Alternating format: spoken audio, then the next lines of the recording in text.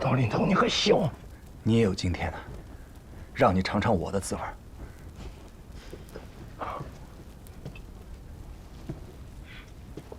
Knowles，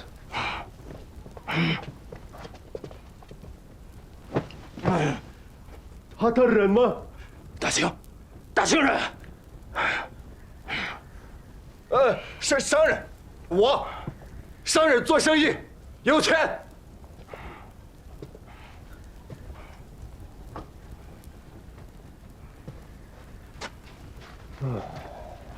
他会поглядим。靴子，靴子。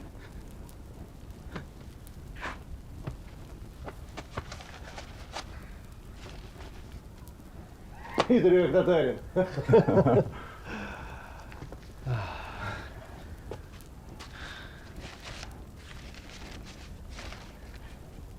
你有吗？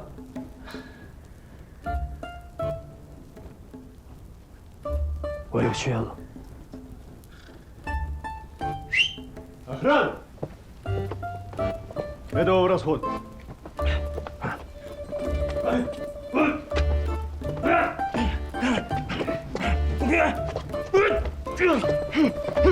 公兵，让他们别杀我，就他们别杀！别，一起的，商人一起的，做生意一起。Погоди, верни его обратно.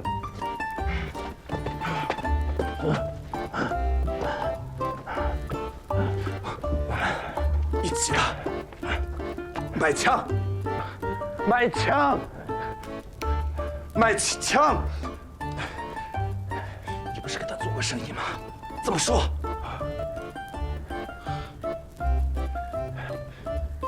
biu biu，梆梆梆，哒哒哒哒，biu biu，啪啪啪。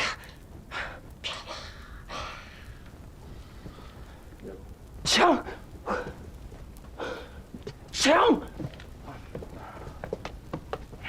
他听懂了？我哪知道？我那枪是从别的猎人手里买的，我又没跟他们直接打过交道。真是被你坑惨了，要被他们做成夏舒尼克了。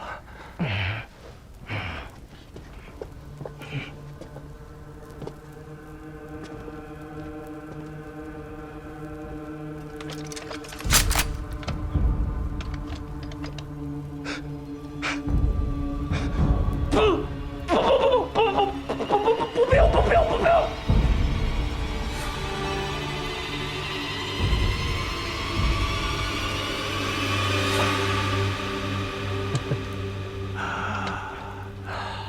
不会啊。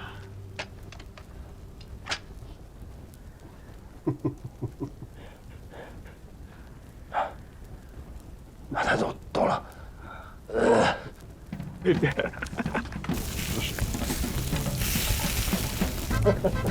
Хорошо, Сим.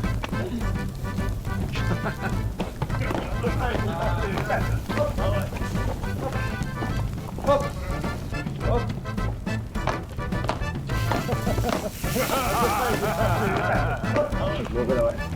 安徽巡抚乔松跟我说，他们买枪16两银子一条，我们只要3两银子，这生意做的真值。你一下子买上百支枪，怎么带回去？咱们有钱吗？花枪买辆大车，套上马押回去，等到了宁国台丁山可就方便了。我有朝廷给我的买枪的大照，只要你说的朝廷买枪的事不假就行。你呀，心揣肚子里了。这回你行了，官也做得，钱也赚足，公侯万代，富贵白头啊！咱们只能扯平。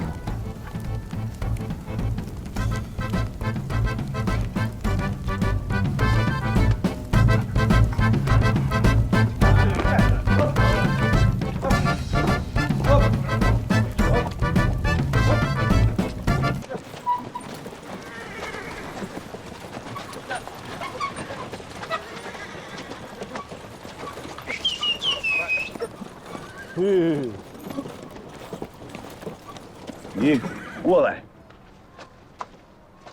Тебе. А? Да.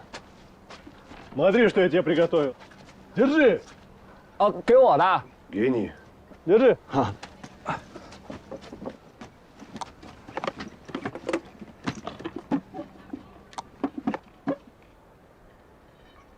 给你的一个小礼物啊。多谢，多谢。Оружие! Честь отдать! Раз! Два! Три! Оружие в ножны! 好。好，好，好。好。好。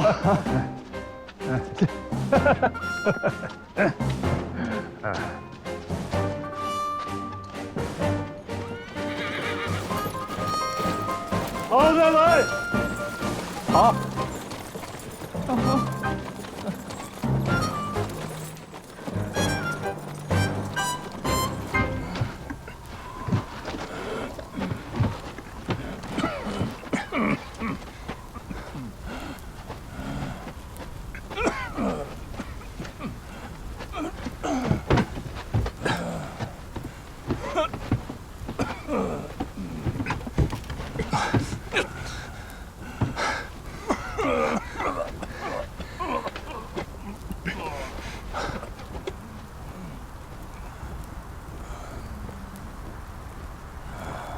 咱们今晚就睡山洞里。这个时候山洞不能睡，太阴。啊，你说上半夜，我说下半夜，忍一忍，等到了马场就好了。不是要回宁古塔吗？怎么又要去马场啊？马场那儿还有宝贝呢。咱们这一车洋枪卖了，什么宝贝换不来啊？我那宝贝拿钱买不来。这，啊，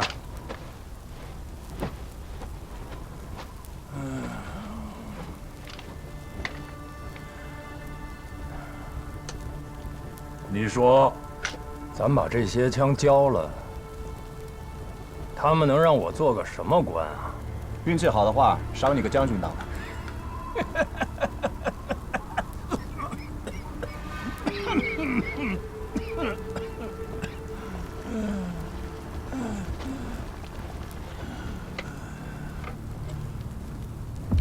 你吃这个东西多久了？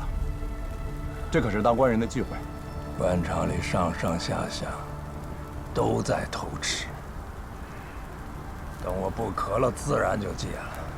老子还要当将军呢，大将军，威风八面。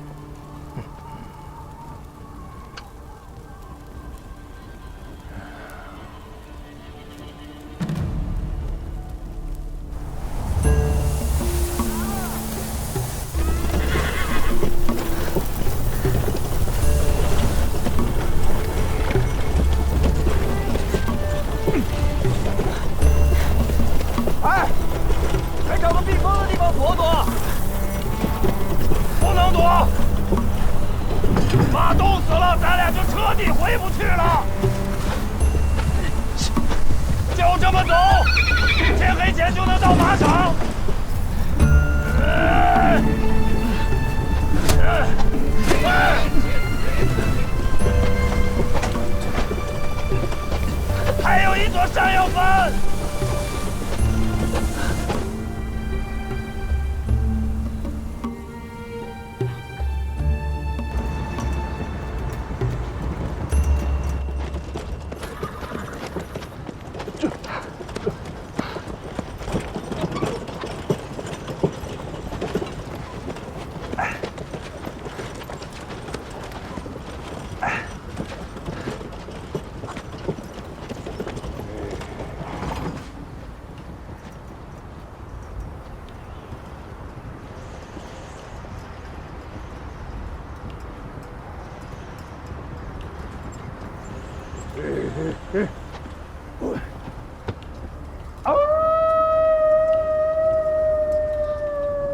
哎，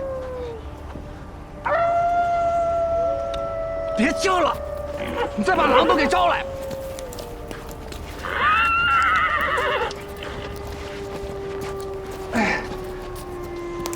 老子跟他们斗了好几年，他们扎着堆儿的想吃我，不也成了老子嘴里的肉、睡觉的垫子吗？人家走了，告个别。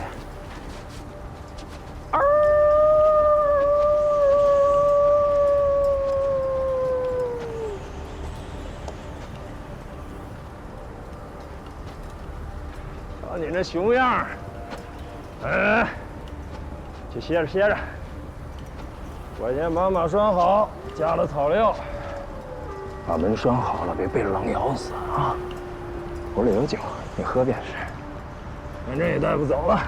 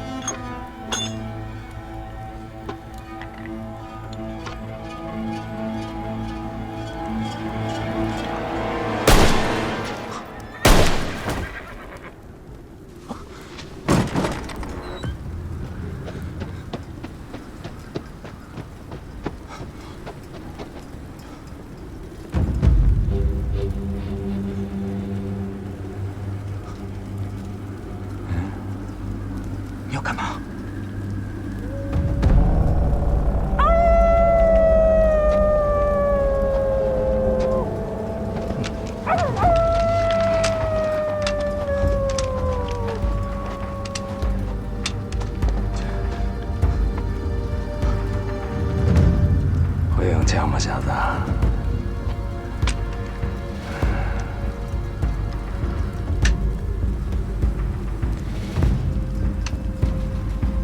他们闻到血腥味儿，可喜欢了。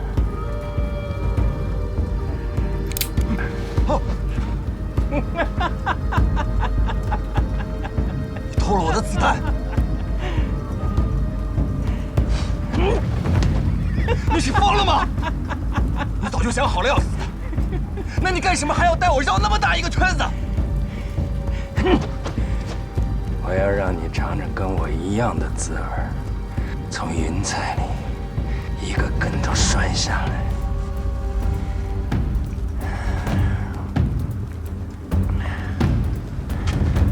好啊，现在如你所愿，来，用枪打死我，打死我！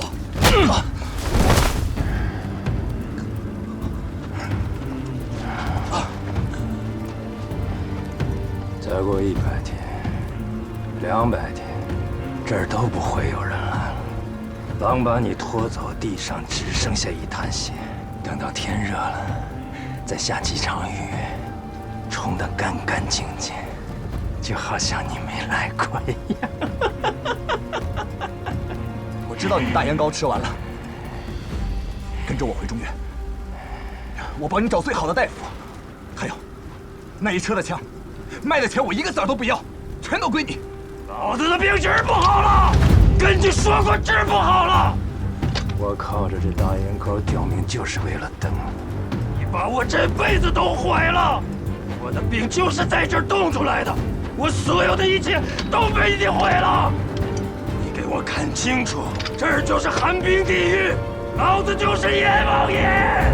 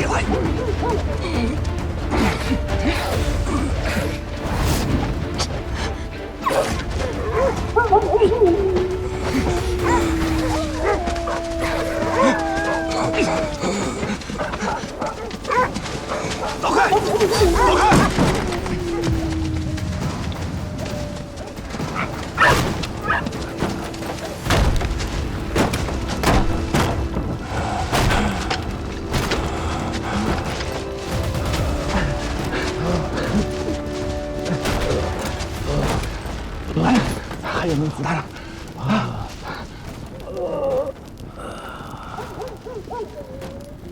没有了。这怎么看啊？啊！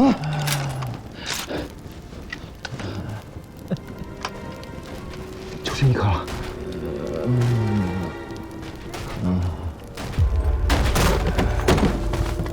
当要开始撞门了，用不了多久门就能撞开。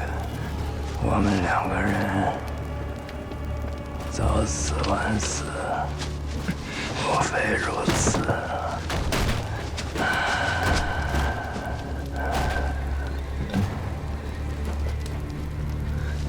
帮我打开。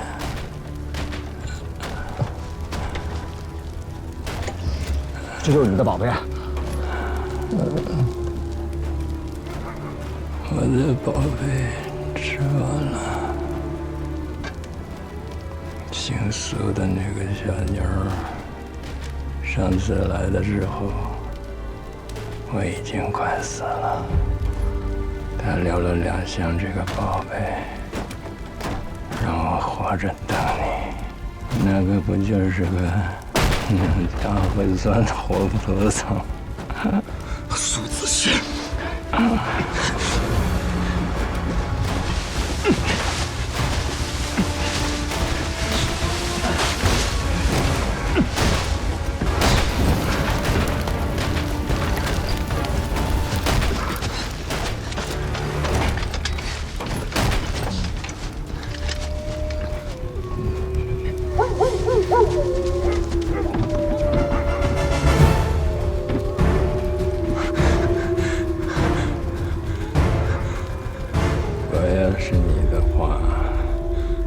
我就用这玩意儿给自己脑门一枪，被冷咬死，很疼的。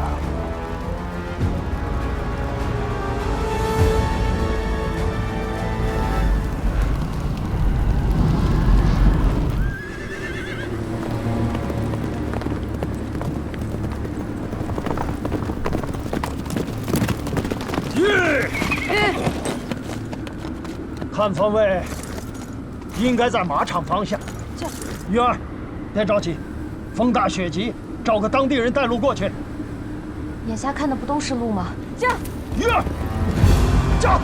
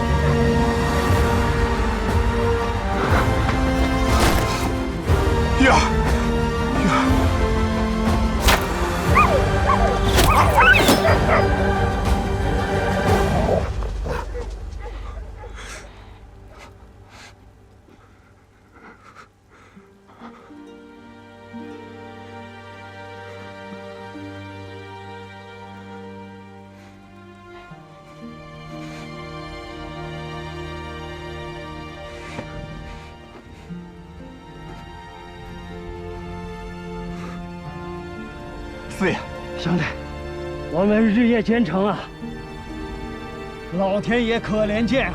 你平安无事，那就太好了。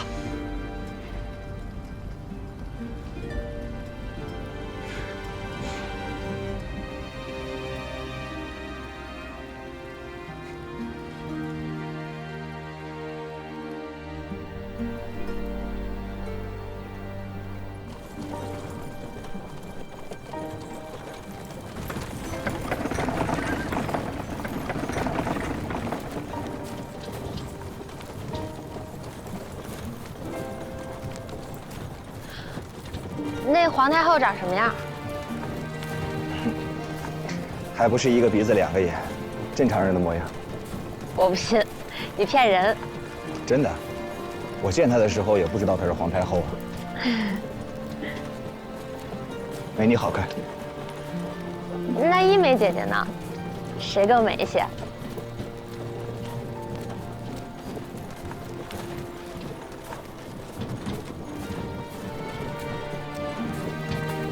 对不住啊，谷大哥，我忍不住要问一问。啊，没事儿。她好不好看，跟我都没关系。她选择了自己的路，不过有时候想想，还挺羡慕她的。为何？那条路她认为对，就那么走了。人这辈子，不狂一次对不住自己。郭大哥，这是英雄好汉的话。我被人整成这个样子，还英雄好汉呢？你呢？还是跟四爷在跑马？对。嗯。没成想，到京师听说你也在。哎，李钦让我告诉你，让你莫去京师了，说那儿人对你不好。不去京师，我那么多枪卖给谁？这天底下除了你和常四爷，没几个是真的对我好。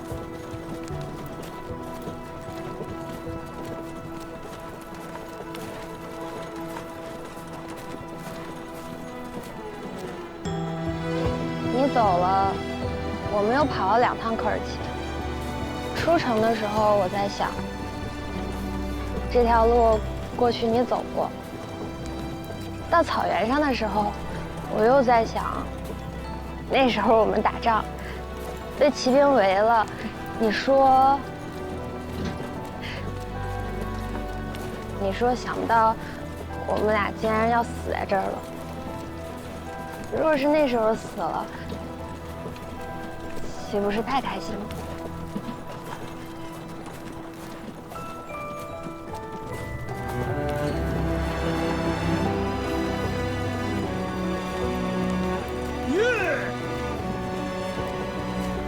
前面就是宁古塔城了，你我要不要故地重游啊？谁跟你故地重游啊？进城以后换2匹马，买点吃食，继续上路。哎，你们刚才说什么了？怎么哭成兔子眼了？现在也来不及。我肚子饿了，我先走了。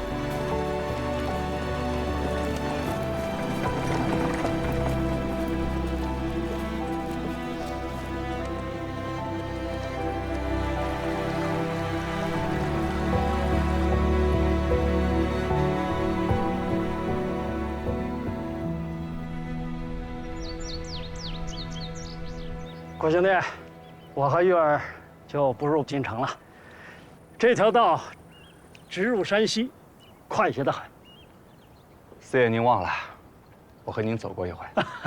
正是。哎，天下没有不散的宴席，咱们就此作别。四爷。哎。你这是干什么？起来，使不得！听我说，千里将就，万古高义。一个“谢”字，太轻了。哎呦，快起来，快起来！你这个人什么都好，就是偶尔说几句斯文的话，我实在是受不得。我们父女蒙你的恩，这次算是还上了一点儿，反倒是我们应该说谢才对啊。好了，少年子弟江湖老，下次相见不知何时了。爹，这些酸文假醋的词儿你也学不少。跟古兄弟相识这么久，没有长进能成吗？你们好好道个别，我在前面等你。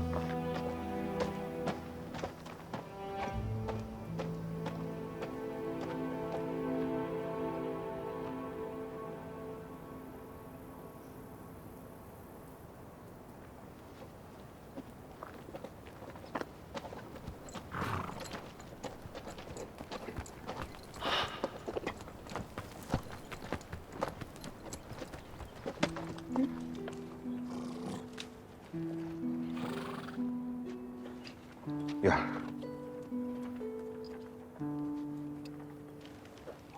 我会时时想着你的。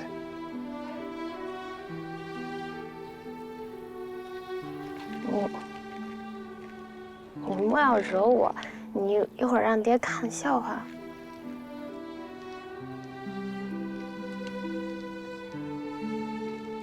哎，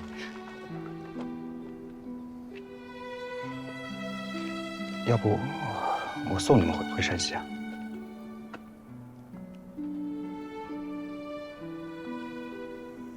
算了吧，就算到了山西，你不还是要走吗？我再也不想过这种求太阳、求月亮的日子了。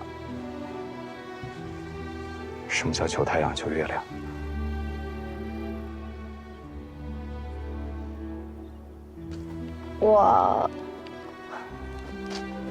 我求太阳走得晚一些，我就能陪你陪得久一些。我又求月亮走得早一些，这条路最好永远都不到头。可天底下的路不总得走到头吗？到头了，不就要分手了？就算去了山西，那儿也不是天涯海角。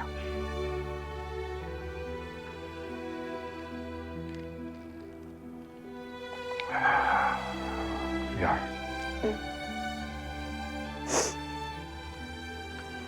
我知道我亏欠你很多，对不住。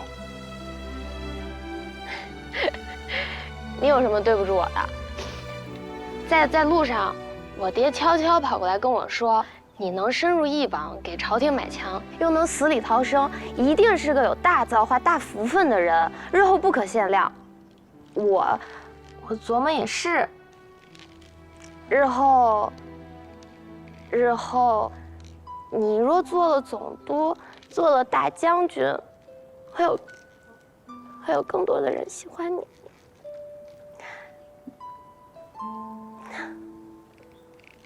那还能天天跟我配不是？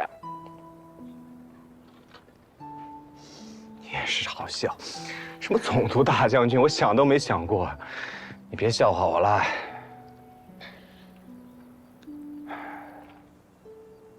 世间男女无非如此，既入江湖内，便是苦命人。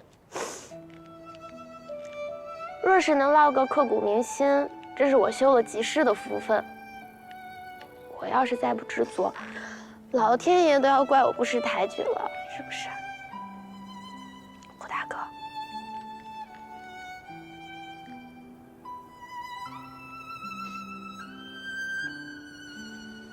你好好活着，做让你开心的事儿，就是我最大的心愿。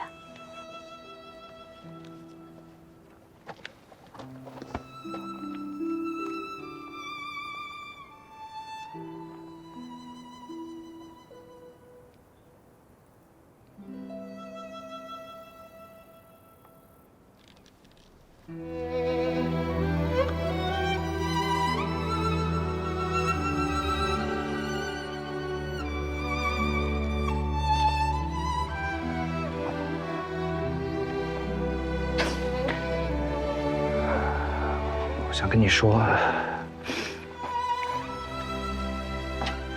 等有一天安稳下来，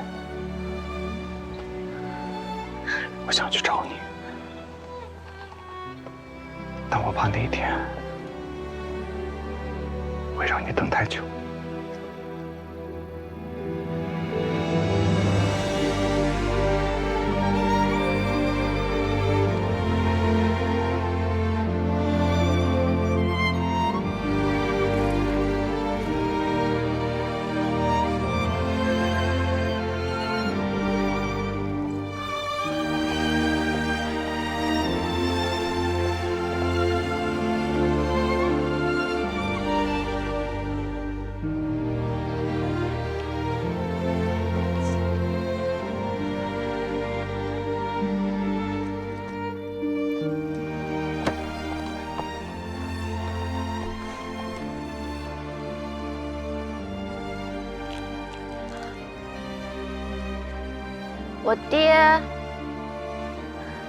我爹刚刚不是说了吗？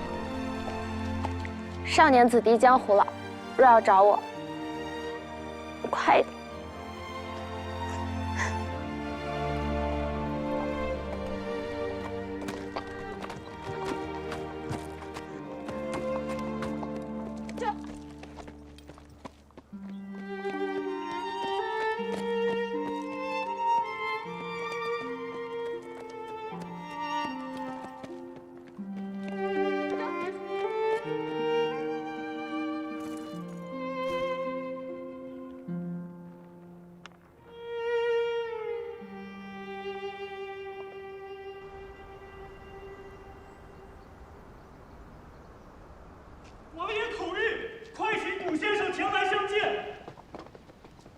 哎呀，谷兄弟啊！哎呀，这满京城都在找你，害得我好生心忧啊！来来来，快经过王爷，就算是了不得的客人，王爷也没有跑到门口来迎过呀。王爷，起来，起来，起来。你不是官，咱们就以平辈论处。你刚一进城，我就听说了，这车上装的就是洋枪。正是王爷。我看看，谷兄弟啊，你一路舟车劳顿，辛苦了。多谢王爷，不辛苦。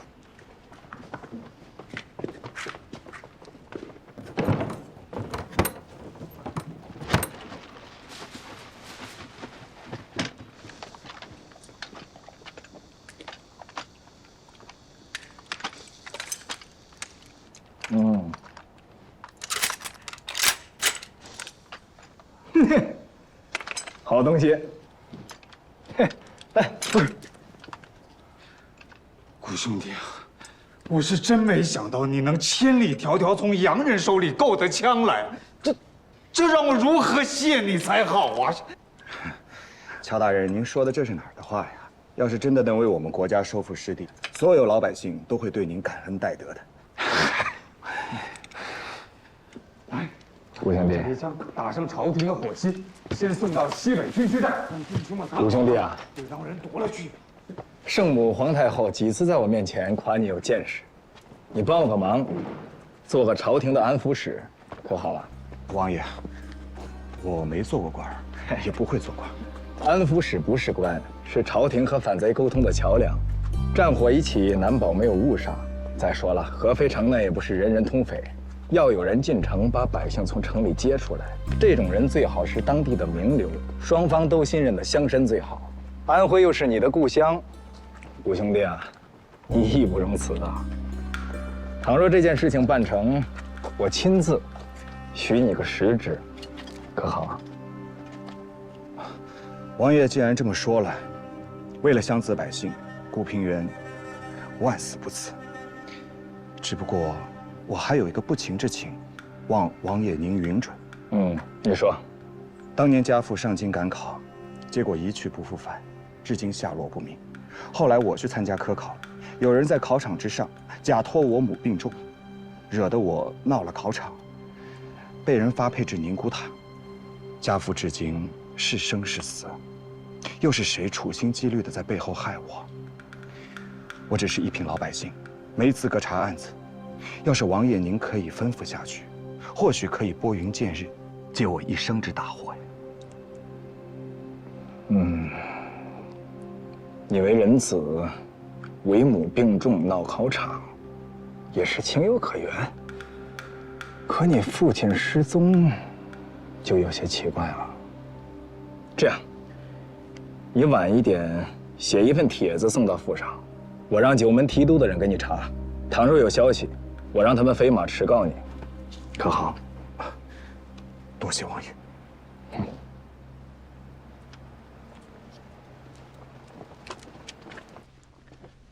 合肥守将李成如此凶悍，就算大势已去，还能顽抗？我给你看个物件，你道这是什么？这是合肥城。城外这2座山露营，不知道死了多少人才拿下来。我已经派人把西洋大炮运送到山顶，他不投降，咱们就自上而下，冲着他的王爷府轰。那要这么打下去，全城的百姓不都被轰死了？谷兄是仁者之心呐，这些百姓历来也没有人爱惜。谷兄，你看，我只围了3面，留出1面来。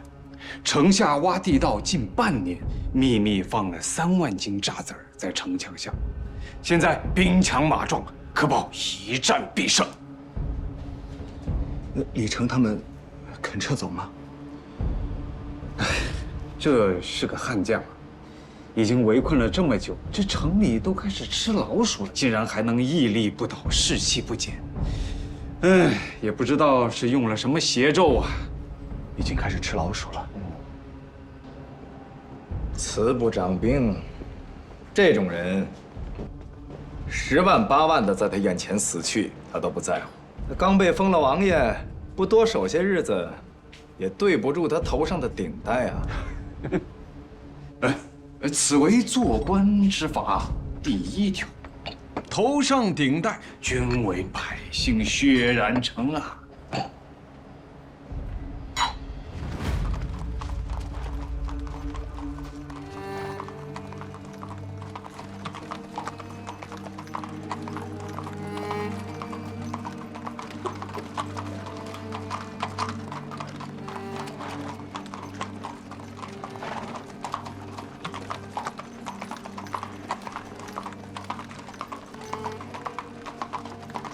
咦，我不是让你开铺收手吗？王爷，再过段时间，连队伍的粥厂都办不起了，哪还有什么东西留给老百姓啊？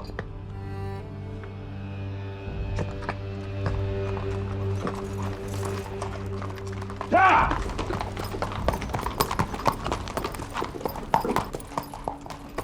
谷兄，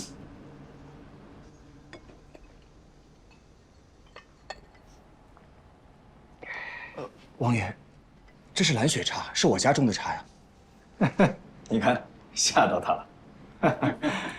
圣母皇太后御笔亲题，天下第1茶，那还错得了吗？谷兄弟家里的茶一点都不剩，都被搜罗到京城来了，但多半在宫中。我们兄弟几人就分到了几两。安徽茶商走的时候，不知道有多少人揣着银子要从他们那儿买蓝雪茶的茶种，啊，不止安徽一地，就连江浙福建的茶商也都要毁了自己家的茶树，改种蓝雪茶。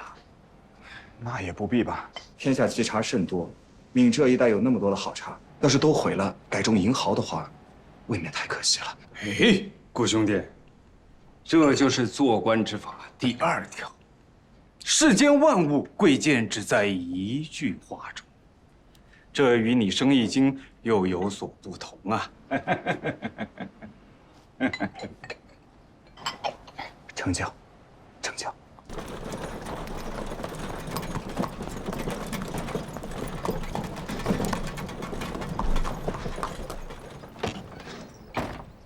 迎接谷先生，老朽有眼无珠，请谷先生责罚。你现在说这话晚了啊！闭嘴！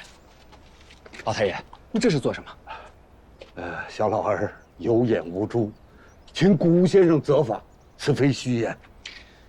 是我连累大家了，我一个人闯的祸，我自己受罪。就算当着王爷，也是这话。诸位，你们都是我的前辈，莫折了我的寿。谷先生，里边请，里边请。谷二爷，里边请，里边请，里边请。请。安徽茶商会上上下下，求个原谅。万万不可，老太爷，万万不可。请起。您这岁数比我娘还大，这一跪我可受不起啊。诸位，你们如果真的为我马首是瞻，那就请听我一言。大家先请坐。侯老太爷，您上座。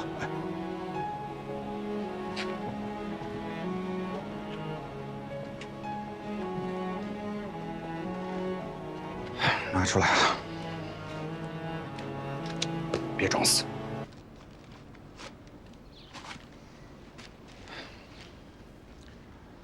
诸位，我之前在安徽狂悖无礼，得罪了胡老太爷。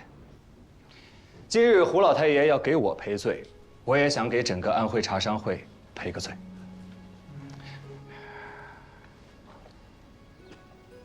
老太爷光风霁月，我心中佩服得很。之前种种得罪，咱们就给他翻篇过去，以后谁也不要再提了。只是这天下第1茶的金字招牌，是我们安徽的，不是我一个人的。这招牌理应挂在安徽茶商会里头。这是我送给老太爷的第1份礼。这第2份礼，是我家蓝雪茶的配方，还请胡老太爷务必收下，抄写好，分配给安徽各个茶商。谷先生，这份礼太重了。便是千金万金也难买啊！你要是不说明白了，我可不敢接。这蓝雪茶的名声现在已经传出去了，但是仅凭我和我兄弟2人，加上家里的那几十亩薄田，1年能种出多少啊？我就怕到了以后，市面上出来很多牛头马面的假货，毁了这茶的名声，那可是安徽茶商会的过失啊。所以胡老太爷，这配方无论如何，你得收好。这说的我都没有回旋余地了。顾先生您放心，要是顾家的蓝雪茶能大行天下的话，那便是顾先生的功劳。安徽茶商会愿听您调遣。哎，这个位子我可做不了。我这个人嘛，耐不了烦，清闲惯了，守着家里的茶园，逍遥自在，挺好的。这个位置还得您来主持。顾先生是自谦之词，绝不是自谦。如今兵荒马乱，安徽几十万茶农苦不堪言。我在想，这蓝雪茶或许就是我们的一线生机。只要我们能把这个茶给推广出去，茶叶卖得好了，安徽的老百姓日子也能过得舒服些。这可是安徽茶商会的功德呀。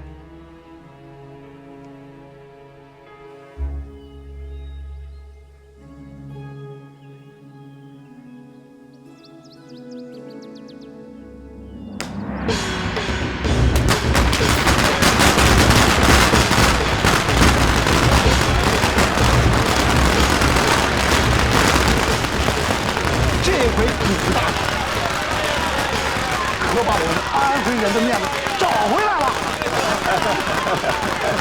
以后您老人家还得多替我说2句好话啊！我老人家，要不是古大，我们大伙的茶叶能卖这么好的价钱吗？哎，您说，以后多土气的名字，蓝雪，那简直了，是不是啊？是。以后叫二老爷，叫二老爷。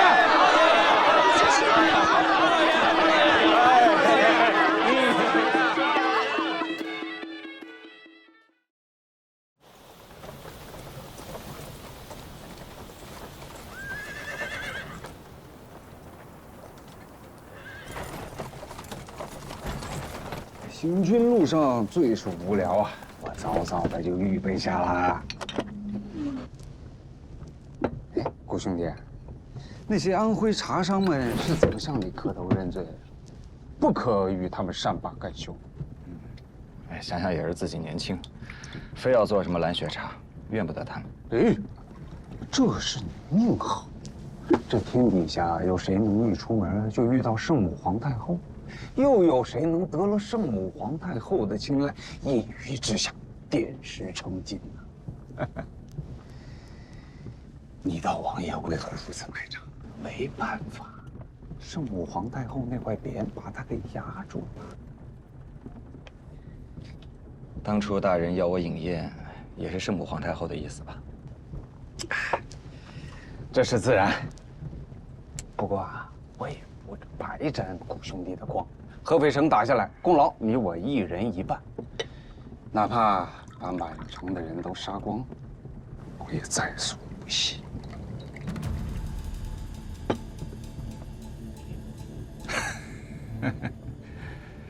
顾兄弟啊，这可是几百年都等不来的好运气。我朝战功升迁最快，你有如此机遇，定能青云直上。你是读书人，应该知道的。自古以来啊，就说得明明白白。首级，一颗脑袋，生一级。来。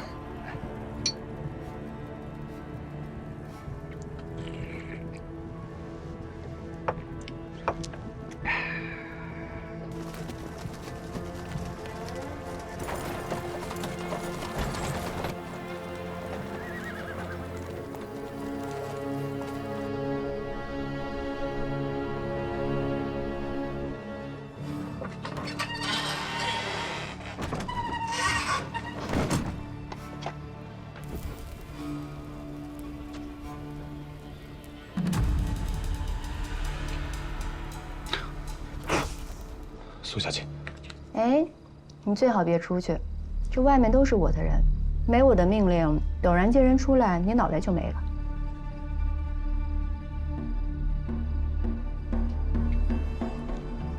你现在还真是有点大人的样子啊！朝廷安抚使啊！你怎么知道的？你在乔松身边也安排人了？本来谋划着要杀乔松，突然知道他带了一位连圣母皇太后都看中的人物，我还纳闷呢，原来是故人啊！千里迢迢把脑袋又送回来了，真是多此一举。我在你这可不是故人，我是个死人。说对了，留着你这样的人只会碍我的事儿。说吧，有什么未完成的心事或者想捎的话？我希望你劝告李成，合肥已经守不了了，让他早早撤离，不要拖累全城的无辜百姓。我还想奉劝你，大厦将倾，独木难支，你的阴谋诡计成不了气候，你赢不了。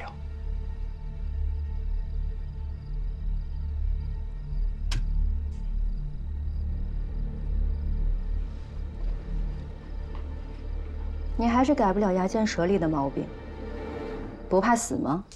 怕？你不怕吗？既然之前我坏了你的好事，你又差点整死我，那咱俩算是扯平了，可以谈笔生意了。没想到你还是个生意人。我要全合肥城无辜的百姓都平安地活下来。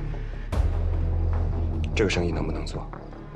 你去告诉李成，如今合肥已经被围了3面，他还有一线生机。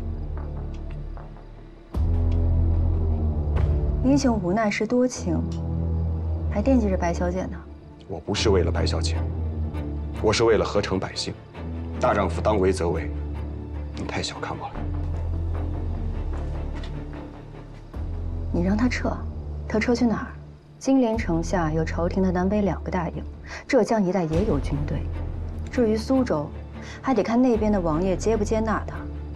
所以我们要通力合作，你帮他谋划一条退路，需要我做什么的，我定当尽力。想不到你还敢这么跟我说话。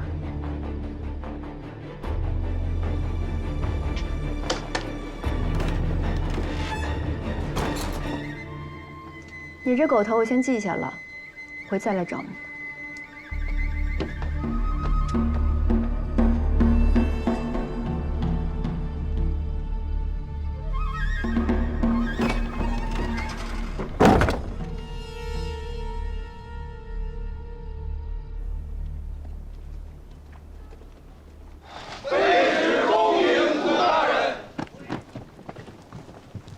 狗兄弟啊，像我一样。你若好好拿他们当个人看，他们反倒欺你，这就是官场。乔大人，我这算什么官儿？不用学这一套。2位大人一路风尘，多多辛苦。安抚使辛苦。宝庆兄，我不是官儿，不用给我行礼。那个不然，古先生是安抚使，乃圣母皇太后选拔，不知道比我这5官4品要高到哪里去了。朝廷体制怎敢破例？来，请，酒菜早就预备好了。奏乐。来，诸位，咱们敬乔大人一杯。乔大人一到，如日出东方，妖邪遁去。围城那么久，今儿可看见曙光了。安抚使大人到了，当地百姓犹如父母再生。光是万民旗、万民伞，多的都数不过来。圣母皇太后破格提拔您，再合适不过了。我们也敬您一杯。稍等，什么万民旗、万民伞呢？我什么都没做啊，怎么会有这些？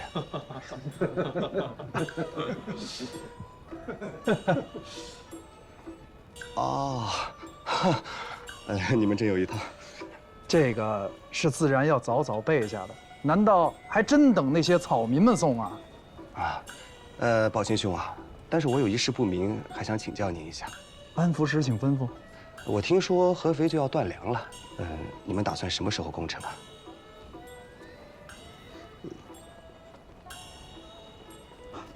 正要等安抚使吩咐，卑职立即整兵攻城。我不懂军事啊，所以我就是想说，你们再这么继续围下去，城里的那些人真的就饿死了。这个无妨，只有把那些乱臣贼子饿得拿不起刀、提不起剑，咱们才好一战成功啊！哎呀，我跟你说的，我是什么差事来着，我自己都忘了。哎呀，您是安抚使啊，那我说话管用吗？这个自然。您刚来的时候，卑职就说了，一切听从安抚使的吩咐，这才是朝廷的爱民保境之意呀。对啊。那既然如此的话，你把人都饿死了，我安抚谁去啊？还是说，你想抢我的差事？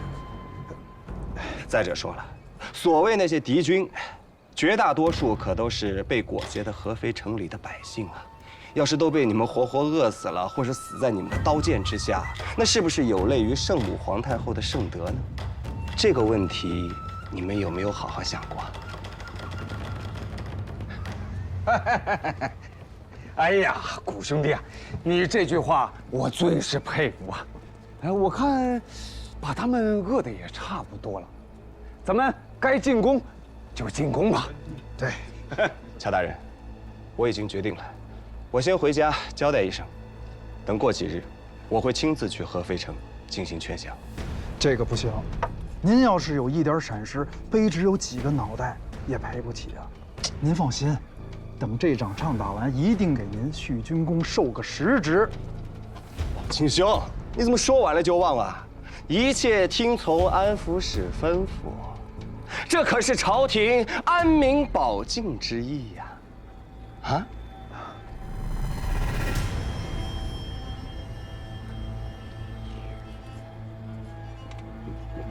我得先回去了。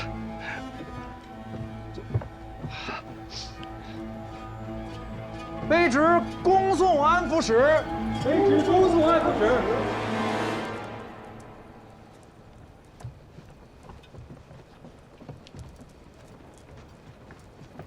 老乔，这谷老板是个当官的料。让你说话那么不小心。我哪知道啊？他倒学得快，3言2语竟让我没词儿了。莫小看了他，这种人啊，我们还是捧着的好。你到皇太后为何突然凭空给他个安抚使做？为什么？皇太后早就对六王爷不满意了，你我都是王爷的人。所以，给他一个安抚使的虚职，虽说是虚职，他说话你要敢不听，那就是个事儿。还有，这个人务必给我把他留在这儿。为何？立了功算谁的？这若是闯了祸呢，算谁的呀？高见。不过有一件事我还想不明白，既然咱们好好捧着他，白送他个功劳，他还非去城中劝降，那是死路一条，为什么不拦他呀？你拦了吗？我拦了呀。然后呢？拦不住啊。那他自己要去寻死啊。没办法呀。安抚使，安抚使，那就是他的正事。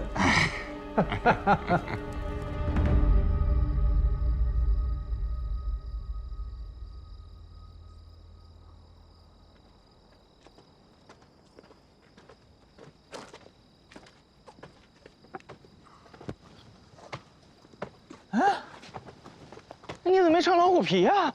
我等你半宿，我就想看你穿老虎皮呢。哥，你跟太后熟，要么你跟他商量商量。你不想当官，你给我弄身老虎皮穿穿呗。我这村前村口走一圈多威风呀！你披什么老虎皮啊？我在关外被狼追的时候也没见你来救我，就看你狐假虎威。你这就没良心了！我到处找你，我都不知道哭了多少回了。今后有点出息啊，别就知道哭。哥，说说正经的，别人给你官当，你干嘛不当啊？呀，行了，你别跟我说做官，烦着呢。这宰相家人七品官，哎，你要是做了个官，那我也弄个县太爷当呢。谁敢不听我的话，一拍桌子，大屁股，给我滚！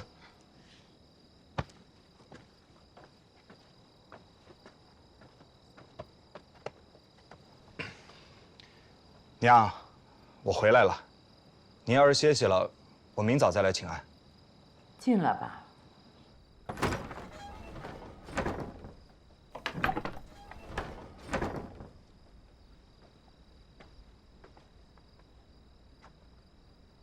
老儿说你差点丢了命，我都快吓死了。有个朋友拉我去关外，走得着急，就没来得及跟老儿打招呼。我倒是不信。娘，我答应你，之后不出那么远的门了。娘，跟你说个高兴的事儿，这次上京城，我找六王爷递了个帖子，他答应我了，让九门提督府的人帮我查爹的下落。要是连他们都找不到的话，那便是真的找不到了。你不要太过伤心了。我不是伤心，我是心里面总有那么一丝念想，我就觉得他好像在哪里还活着。他若是真活着，他知道家中有您，有2个儿子在等着他，他怎肯不回来？您不要再说这些徒添伤心了。你要是平安呢，有机会的话，还是再慢慢的寻寻。哪怕他死了，我在他的墓前哭一场，那我也心安了。睡了。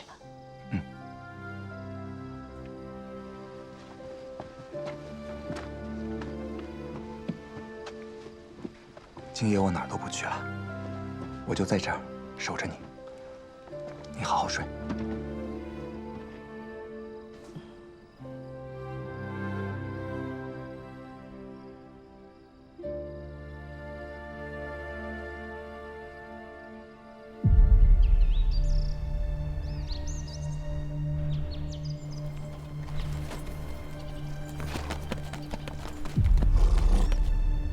安徽安抚使古平原，我要见你们李成将军。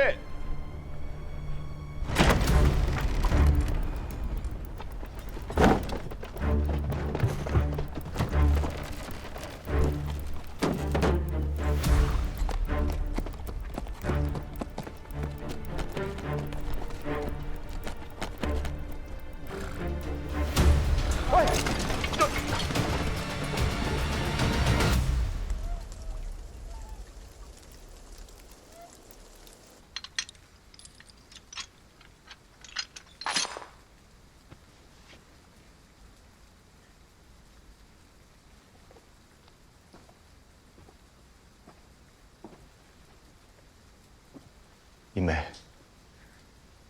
别来无恙。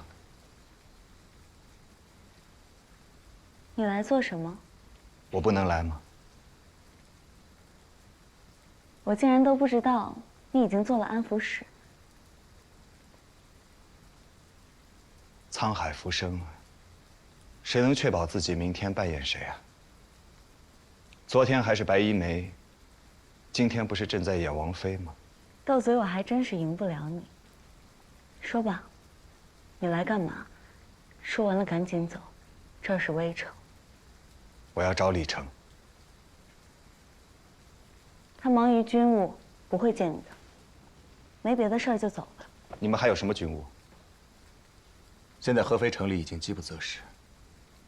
你们现在不逃更待何时？想拖着全城的百姓一起死啊？你还真是处处替着朝廷说话。一梅，做了王妃，心肠也变硬了。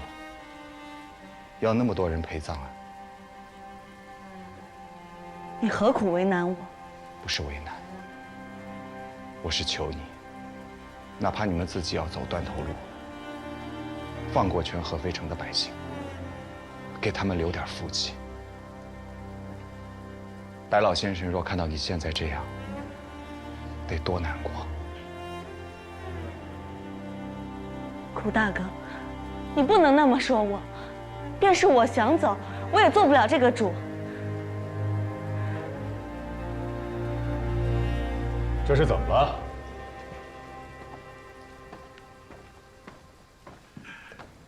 怎么好友见面还拌上嘴了？他方才所言，也是为你我着想。沏杯茶来。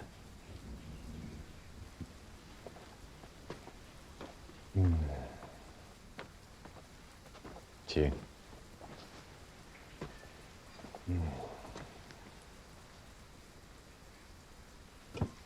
眼下这光景，我也拿不出更好的东西招待你了。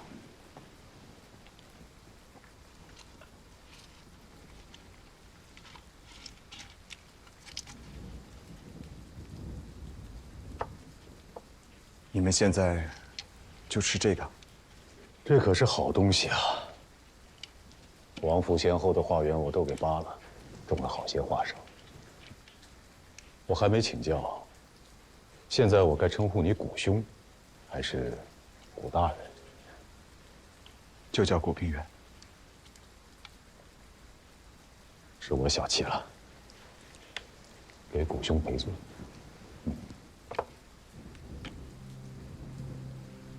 今天我来，方才我听见“安抚使”3个字，好啊，好得很。这普天之下的清廷文武百官加在一起，再算上那个皇帝老儿，没有一个配得上他的名位。倒是谷兄你做这个安抚使，再好也没有了。你来，我心宽了很多。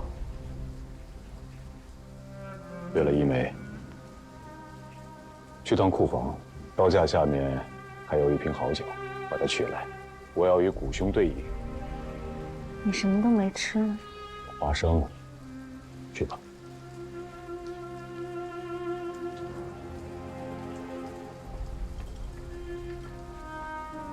合肥城眼下的光景，谷兄有什么要教导我的？如今的合肥城被围了3面，你为什么不撤？过了长江就是金陵。看来谷兄真是为官不久。是。退出合肥，去哪儿？浙江，朝廷的军队虎视眈眈。苏州，只怕我那些老兄弟们不答应。去金陵。金陵城外南北大营几十万人，我就算拼死冲入金陵，和老兄弟们坐在一起，只怕我的结局会更惨。为何？你可知金陵城如今的境况？不知。老兄弟们同是曹阁，危亡只在数人之间。死期将近了。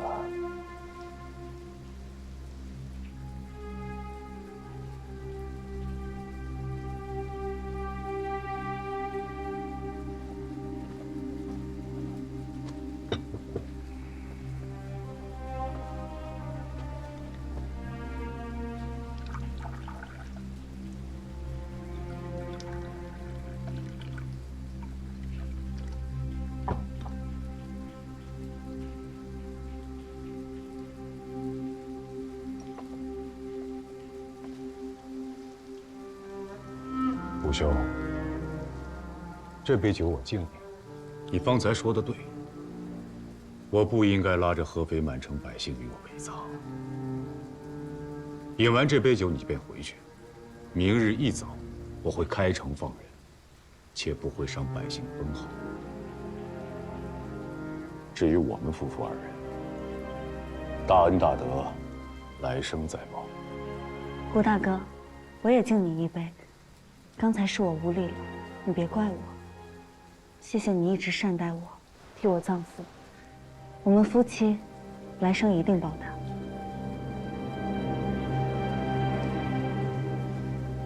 好啊，一个效忠，一个殉情。你们考虑过其他人吗？你所指何人？你的那些兄弟们。你想说什么？他们可没做过王爷，没住过你那么大的府邸。他们现在正在吃什么？我看他们未必愿意陪着你一起死。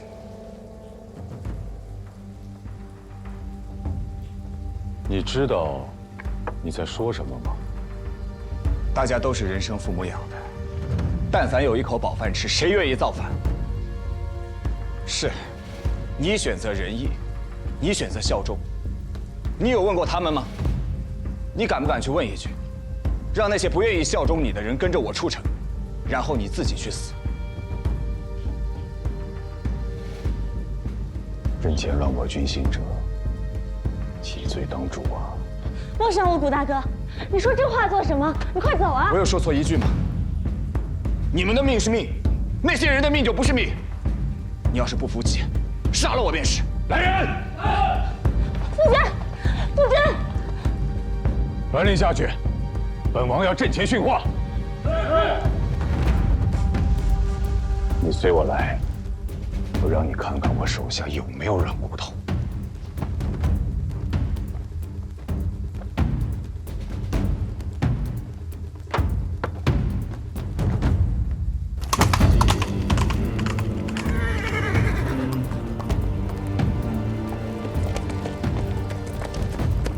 天兵将士，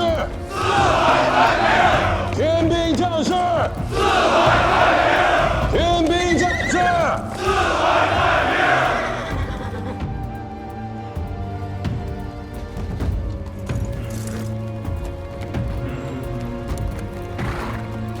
我6岁加入义军，那个时候老哥哥们问我，种田的辛勤劳作，为何最后饿死路边？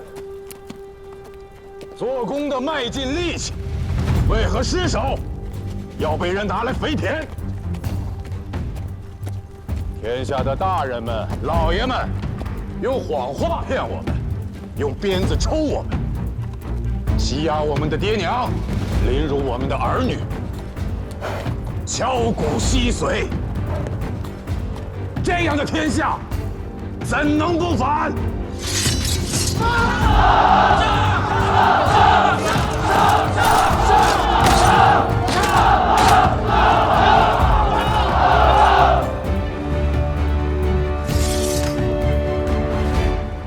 你们中间好些人是从广西出来的老兄弟，还有一些是这1、2年跟上来的。如今我们被困在这合肥城里，无路可走。大战在即，我不强求。愿意留下的，吃掉剩下的粮食，磨块刀剑。升天之后，我们接着做兄弟。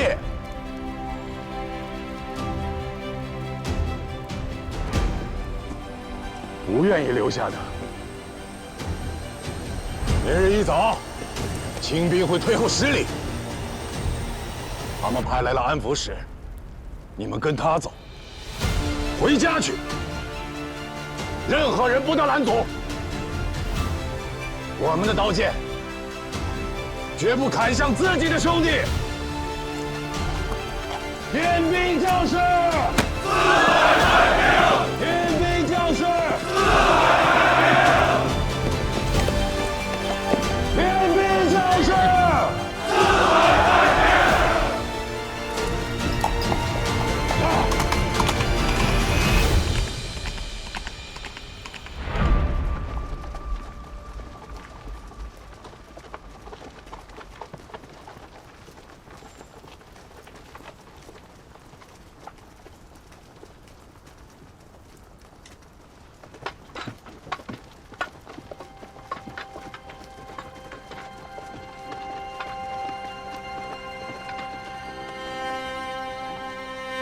这下你满意了吧？你要不要再问问其他兄弟？是当真以为我不敢杀你？我从宁古塔出来以后，每天都在刀尖上走。今天若因为我而能救出全城的百姓，我死也值。